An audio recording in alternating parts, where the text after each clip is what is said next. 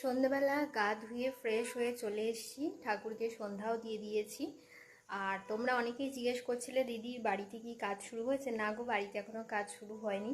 যে ইলেকট্রিকের দাদাকে দিয়ে আমরা কাজ করাবো সেই দাদার সময়ই হচ্ছে না যে কাজ করে দেওয়ার, মানে উনি অন্য একটা কাজ ধরেছেন, তো সেই জন্য আমাদের এই কাজ করে দেওয়ার ওনার সময় হচ্ছে না। তবে আসবে খুব তাড়াতাড়ি। যাই হোক, সেটা বড় কথা নয়, কাজ হবে অবশ্যই তাড়াতাড়ি, খুব তাড়াতাড়ি কাজ করাবো ইলেকট্রিকে। তো এখন হচ্ছে দেখো রান্নাঘরে বসিয়েছি ভাত, মানে রাত্রের ভাত হবে।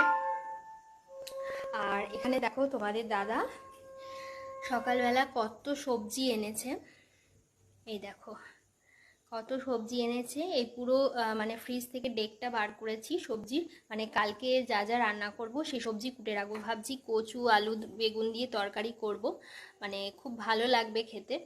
আর গরমে কি বলো তো, সকালবেলা এত কাজ করতে পারছি না। এখানে এনেছে দেখো তোমাদের দাদা লাউ, ভেবেছি লাউ দিয়ে ডালও করব।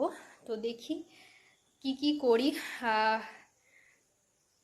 কি রান্না হয় অবশ্যই সেটা তোমাদের নেক্সট ব্লগ বা মানে কালকের ভিডিওতে শেয়ার করব। আপাতত আমি এখন সবজি কুটবো।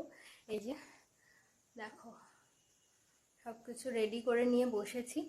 আর প্রচণ্ড গরম করছে, প্রচণ্ড গরম, মানে টিকতে পারছি না গরমে, নাজেহাল অবস্থা। তো চলো।